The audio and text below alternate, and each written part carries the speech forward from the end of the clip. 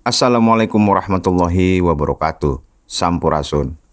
Bertemu lagi lur di channel Abdi Negara. Seperti biasa, kita hari ini akan mereaksi video dan menganalisa tipis-tipis gitu ya. Cuman khusus kali ini kita hanya mereaksi satu saja video seperti itu ya lur ya. Tapi sebelum kita masuk ke reaksi ataupun ke analisis videonya, di sini kami akan memperkenalkan sebuah barang ya, barang produk nih lur. Nah, tadinya kami tidak ingin ketawa hari ini, tapi ya sudahlah. Nah, produk ini apa? Produk ini adalah pembersih lubang hidung, bulu hidung maksudnya. Nah, ini biasanya kan kalau pembersih bulu hidung itu kan menggunakan mesin ya lur ya. Nah, ini tuh menggunakan manual lur. Jadi cara kerjanya dipencet-pencet begini. Di sini dia ada mata pisaunya. Ntar kita atur fokus ya. Nah, malum lur, kamera jadul. Mana sih? Nggak kena ya, ini segini dah. Nah, ini ada mata pisaunya, kelihatan ya. Nah, ini cara pakainya dimasukin ke hidung seperti ini. Nah, jadi kalau ada bulu hidung nih yang panjang gitu ya lur ya. Nah, ini kita masukin, kita goyang-goyang gini kan, set gitu. Nah, dia udah ada sikat pembersihnya seperti ini lur. Sikat pembersihnya ini berfungsi untuk membersihkan sisa-sisa bulu bulu hidung yang nyangkut. Nah, gini cara kerjanya. Nah, ini isinya cuma dua aja lur, nggak ada lagi, cuman alatnya kemudian pembersihnya.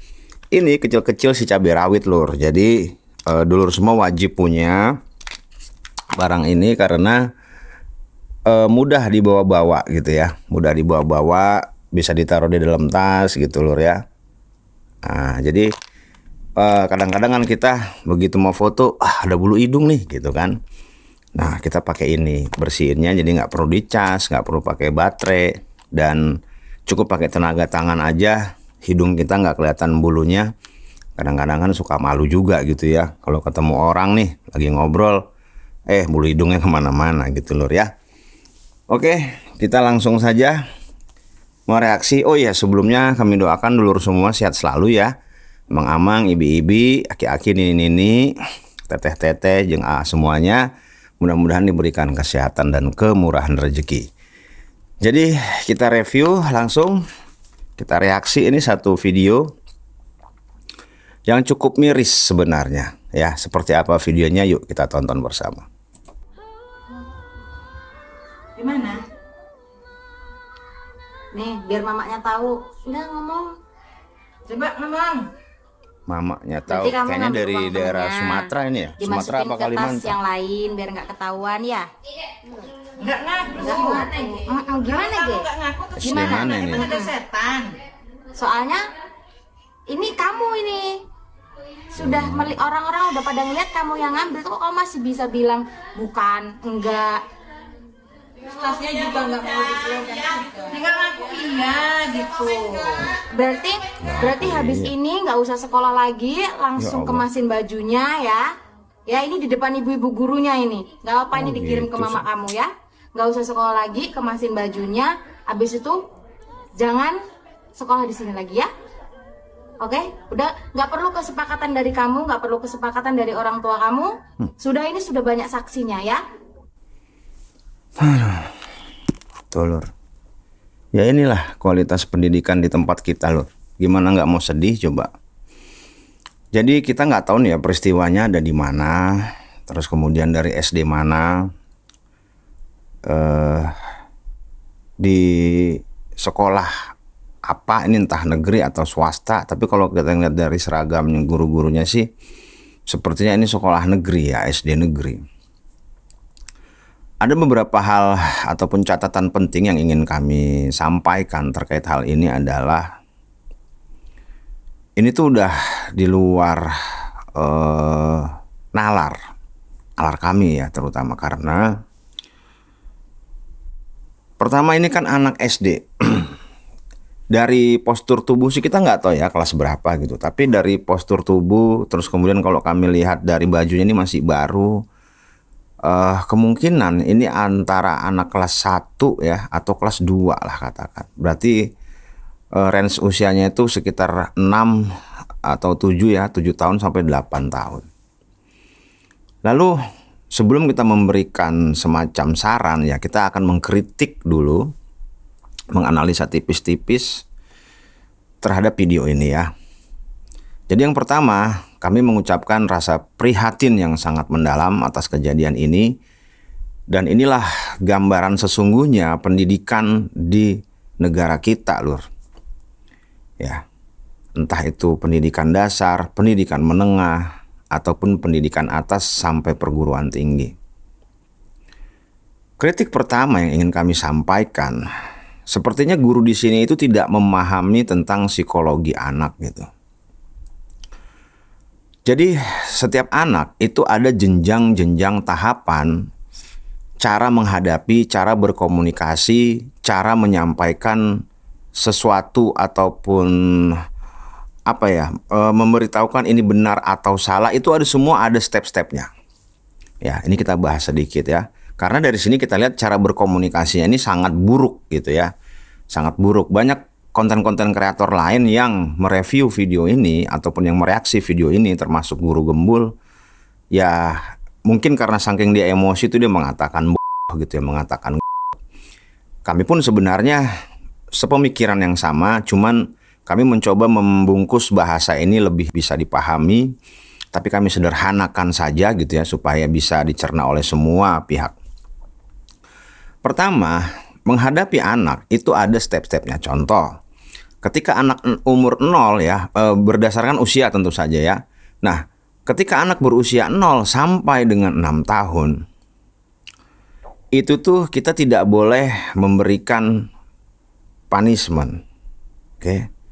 Nah, jadi ketika anak itu melakukan sebuah kesalahan, kita tidak boleh memberikan punishment.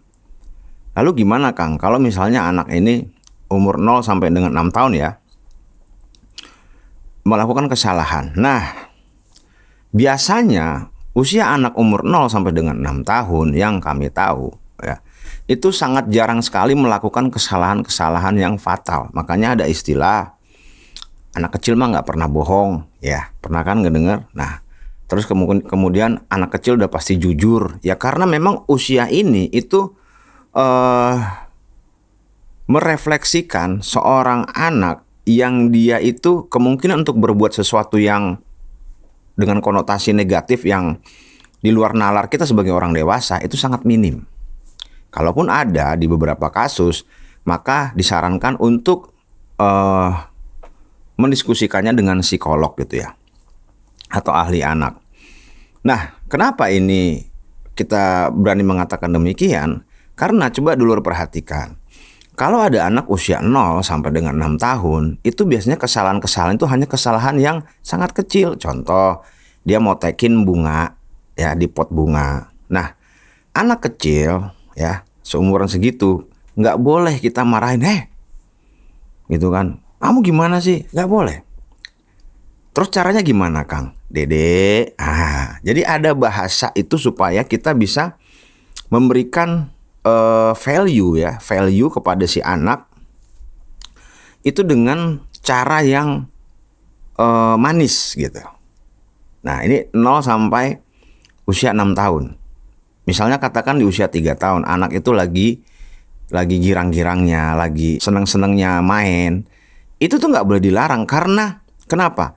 Ini akan mengkerdilkan imajinasi seorang anak. Kalau kita ini nggak boleh, itu nggak boleh. Gitu loh. Jadi kalaupun memang anak memiliki sebuah, katakanlah ini dia ini nakal lah gitu. Yang tadi seperti contohnya kami bilang, dia mau tekin bunga di pot bunga, atau dia memecahkan gelas, atau dia menumpahkan air minum, itu tidak boleh disentak. Tidak boleh. Nah, lalu bagaimana cara memberitahukan bahwasanya itu salah? Ya, pelan-pelan caranya tadi seperti kami bilang, Dede atau Aa atau Neng atau Nyai gitu kan. Nih, lihat Bapak. Ini ya, bunga ini Neng, dia kan makhluk hidup. Ini tuh makhluk Tuhan juga, Neng, makhluk Allah juga, ya. Nah, kalau Neng dipotekin daunnya, maka nanti dia mati. Nah, sederhanakannya seperti itu. Paham ya, Lur ya? Jadi ingat nih, usia 0 sampai dengan 6 tahun itu tidak boleh dimarahin, tidak boleh dipunishment, tidak boleh disentak, oke? Kemudian kita masuk ke step kedua. Dalam hal ini, katakanlah kita asumsikan anak yang di dalam video ini berusia 6 atau 7 ya sampai 8 tahun. Nah, step kedua, anak usia 6 sampai 12 tahun ya. Nah, ini handlingnya nih, handling penanganan. Ketika anak ini tentu saja melakukan sebuah kesalahan. Nah, itu harus ada positif dan negatif. Nah, maksudnya gini. Misalnya kita analogikan ini dalam sebuah keluarga, berarti kan ada ayah, ada ibu. Kalau ayahnya galak, maka ibunya harus merangkul. Oke, ini kita bikin skenario seperti itu, Lur. Kalau ibunya yang galak, maka ayahnya yang harus merangkul. Nggak boleh dua-duanya merangkul dan nggak boleh dua-duanya galak. Oke, ini anak umur usia 6 sampai 12 tahun. Nah, contohnya bagaimana? Misal, ketika anak ini ya, misalnya kita suruh membersihkan kamar, kemudian tidak dilakukan. Nah, maka harus disusun sebuah skenario bahwasanya yang memarahi gitu, misalnya ayahnya yang marahi. Ini teh gimana kamar? Kok berantakan gini sih, Gitu kan? Iya Pak, gini misalnya. Kan udah bisa menjawab tuh si anak teh.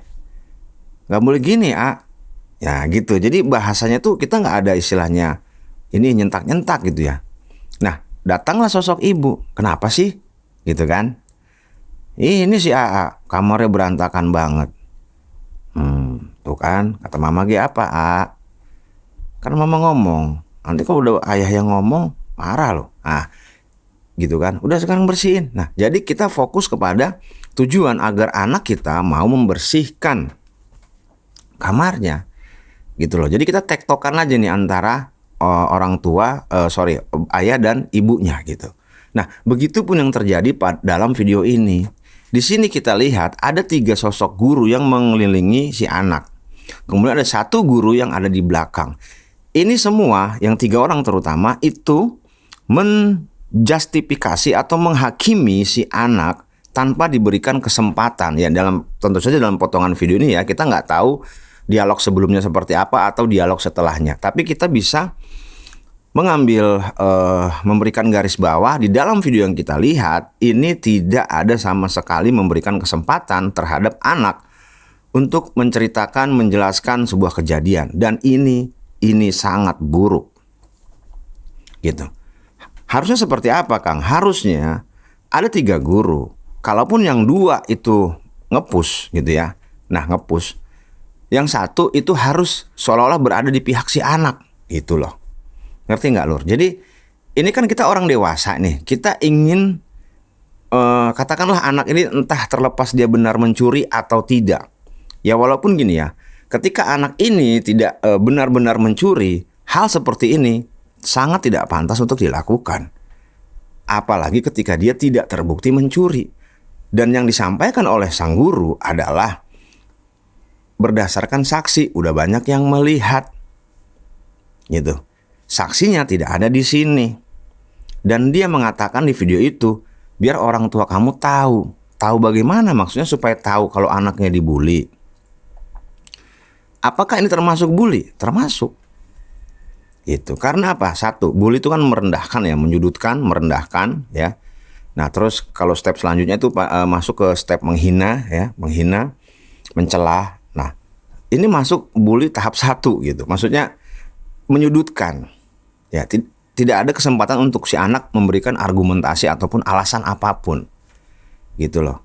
Karena gini, sebagai seorang pendidik ya dan pengajar, kita harus memberikan nilai. Nah, ini yang sering salah sangka, Lur.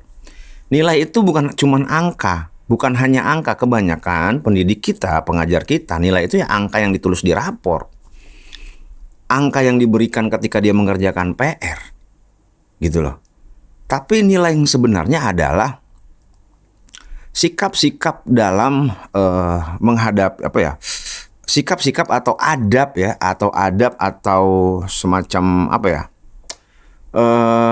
Kekuatan diri lah gitu ya, yang kita tanamkan kepada si anak. Ya, sikap peduli, sikap percaya diri, sikap berhemat, sikap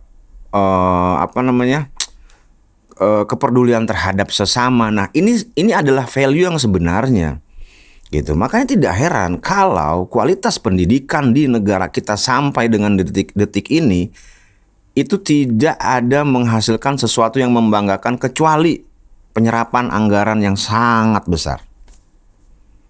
Ya. Contoh gitu. Nah, kemudian ya, kita balik lagi ke kasus ini gitu. Sorry agak kemana-mana ngomongnya. Ini posisi anak ya. Kalau memang kita ingin mendidik anak ini supaya menjadi seseorang yang kita inginkan, apapun alasannya, kita nggak boleh langsung mengeksekusi, menghakimi anak itu langsung keputusannya langsung final. Seolah-olah anak tidak diberi kesempatan untuk memperbaiki kesalahannya. Di mana nilai pendidikannya? Di mana nilai pengajarannya? Ya, bahkan ini sudah ya paribasanya mempermalukan. Nah, ketika ibu-ibu guru ini mengatakan jika biar orang tuanya tahu, nah di sini aja sudah salah. Tahu apa maksudnya? Kecuali yang diberikan ke orang tua siswa itu adalah bukti ketika anak itu sedang mencuri, entah itu rekaman CCTV atau ada yang merekam. Boleh, itu namanya bukti, biar orang tuanya tahu. Tapi kalau seperti ini adalah sepihak. Dan kami curiga jika hal ini dilakukan, ada sesuatu. Entah antara ego pihak guru ya, pengajar terhadap orang tua dari siswa ini. Gitu. Ataupun misalnya ada kemungkinan lain yang kita tidak bisa mengatakan ya. Gitu. Maksudnya apakah ini ada, jadi kalau dikeluarkan nanti ada murid baru lagi yang mau masuk penggantinya. Oke. Nah, itu sih ya menurut kami. Terus kemudian pendidikan dasar, ini kan dasar berarti. Ini kita bicara tadi kan dari sisi guru, kemudian dari sisi anak. Anak ini sampai kapanpun tidak akan pernah lupa dengan kejadian ini. Ini akan menjadi sebuah trauma yang dia itu tidak akan pernah hilang sampai kapanpun, bahkan sampai dia tua nanti. Karena apa? Kejadian ini cenderung akan menimbulkan ya impact atau dampak ketika dia trauma. Dia akan berbuat hal seperti ini juga terhadap orang lain.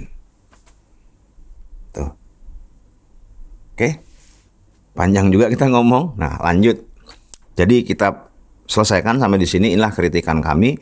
Jadi ini tidak tepat dan sangat buruk. Kemudian saran kami, dari video ini kita bisa belajar ya.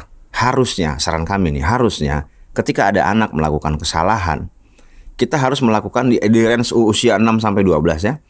Pendidikan dasar berarti kita harus melakukan sebuah skenario. Itu satu. Supaya anak ini diberikan kesempatan untuk berargumentasi, memberikan alasan ya. Kemudian kita bisa memberikan poin atau nilai tanpa menghakimi, gitu. Jadi alangkah lebih bijaksana gini, misalnya setelah dia mengaku bahwasanya dia mencuri gitu ya, maka sang guru wajib mencatat itu, gitu kan. Nah, merekam dengan diam-diam, gitu kan, supaya diberitahukan kepada orang tuanya dengan tujuan untuk anaknya diberikan pendekatan supaya tidak melakukan hal itu. Guru harusnya bersikap ya udah kali ini kamu ibu maafkan.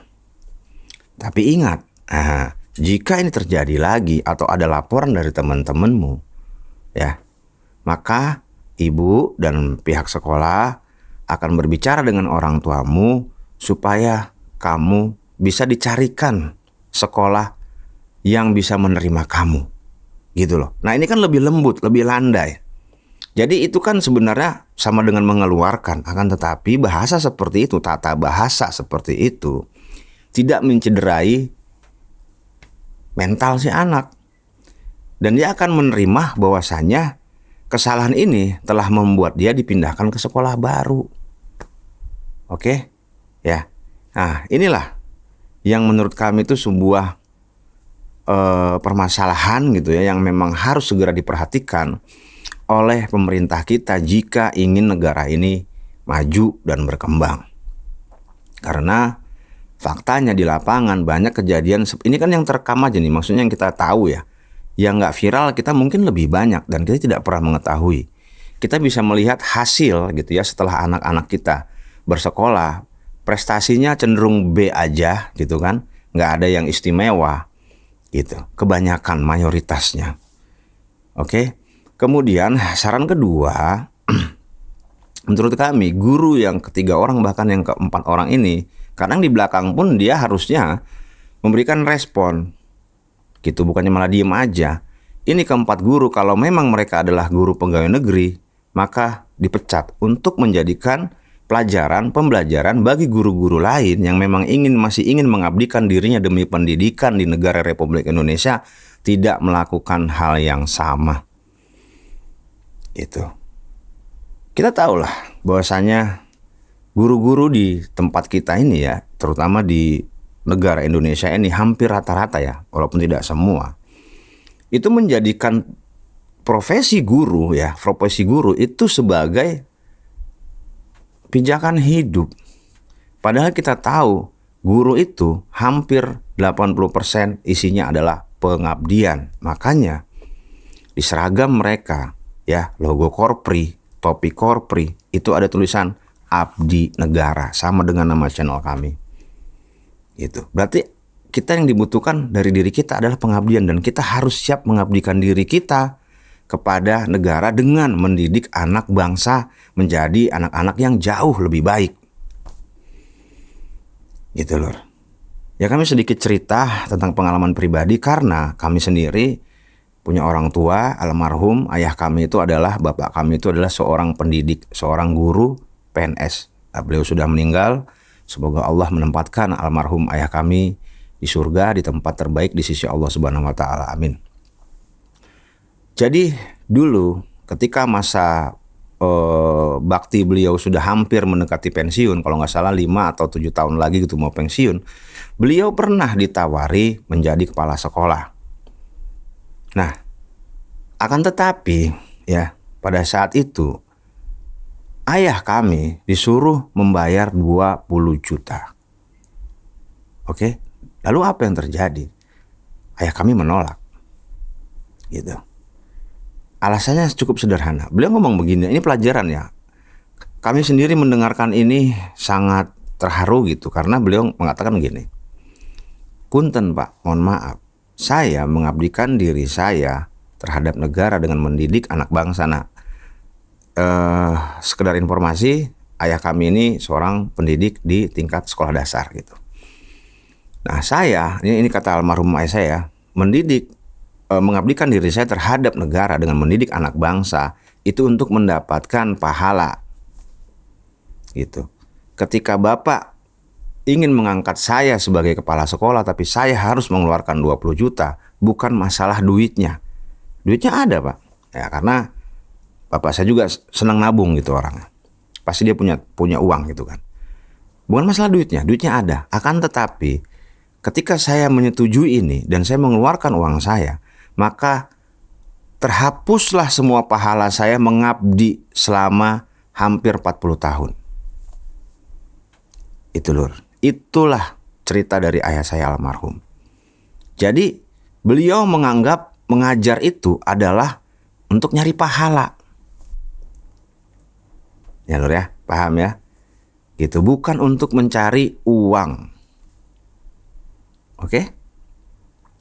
Nah, ini sedikit sharing saja gitu ya, supaya menjadi gambaran kalau memang ingin kaya, ingin punya banyak uang, ingin sejahtera, sebaiknya janganlah menjadi guru, tenaga didik, ataupun pengajar.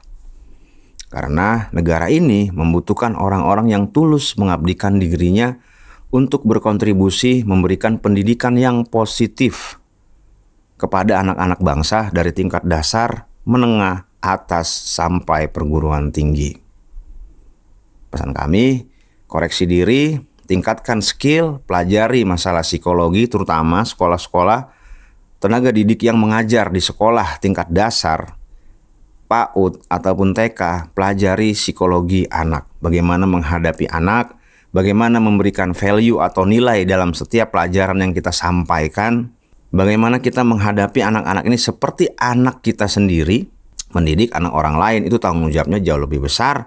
Dan ingat, di setiap bidang studi ataupun mata pelajaran harus ada value atau nilai yang kita tanamkan, terutama dalam hal akhlak dan adab. Dan bagaimana kita sebagai tenaga pendidik itu bisa memformulasi mata pelajaran itu supaya menarik, supaya bisa anak-anak itu senang mengikuti dan tidak membosankan. Dan yang terakhir, jangan pernah membawa masalah pribadi di rumah ke sekolah. Ketika kita sudah menjadi seorang tenaga pendidik, seorang pengajar, maka di rumah, ya masalah di rumah. Ketika kita sampai di sekolah, lupakan sementara permasalahan di rumah. Begitupun sebaliknya. Makanya kata Kang Deddy Mulyadi apa? Anak-anak tidak boleh dibebankan lagi dengan PR. Ya di sekolah, kerjakan di sekolah. Sampai di rumah, berikan mereka kesempatan untuk melakukan aktivitas-aktivitas positif yang bisa mereka lakukan di luar permasalahan sekolah. Oke Lur. Jadi kesimpulan dari video ini, kita bisa melihat satu, kualitas tenaga didik di Indonesia. Ya, kita nggak tahu nih di mana wilayahnya. Ya katakan kita ambil ini sampling, bahwasanya seperti inilah gambaran umum pendidikan di negara kita. Yang kedua, kami berharap ada aksi nyata dari pemerintah untuk melakukan audit, melakukan assessment dalam hal peningkatan, tapi dalam hal yang benar-benar gitu ya, jangan cuma di atas laporan aja gitu. Jadi guru itu kalau misalnya diadakan uji kompetensi, maka harus dilihat nggak cuma ketika di sekolah. Bagaimana guru ini sikapnya di rumah, di lingkungan. Jadi ada andil dari pemerintah untuk mencari tahu guru ataupun calon guru yang akan mengajar anak ini bagaimana sikapnya di rumah, di keluarga, di lingkungan.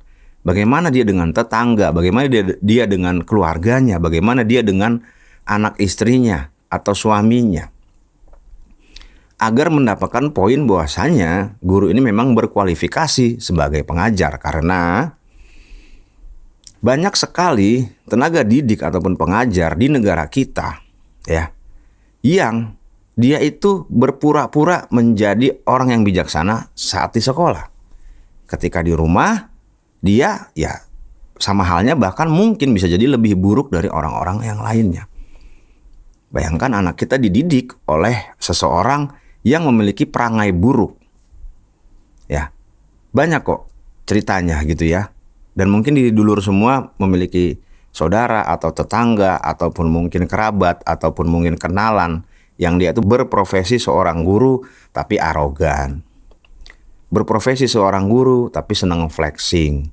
Berprofesi sebagai seorang tenaga pendidik ya.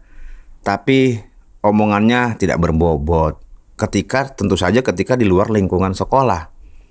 Jadi kita jangan sampai memfasilitasi, memberikan kesempatan kepada orang-orang yang tidak memiliki kapasitas, tapi karena dia masuk, karena ada saudaranya yang ngurusin, ya kan, jalur nepotisme atau jalur korupsi, nyogok-menyogok, akhirnya dia jadi seorang pendidik ataupun pengajar.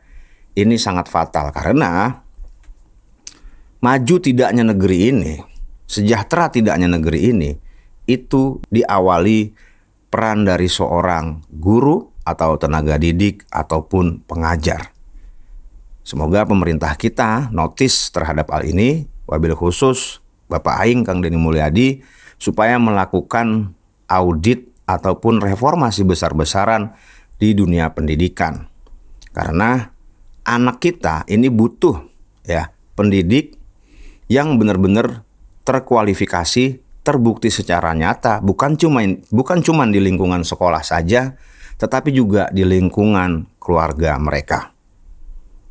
Oke Lur, sebelumnya kami mohon maaf jika ada kata-kata yang kurang tepat ataupun narasi yang masih belum sesuai ataupun data dan fakta. Dan buat dulur semua yang ingin memberikan komentar, silahkan berkomentar.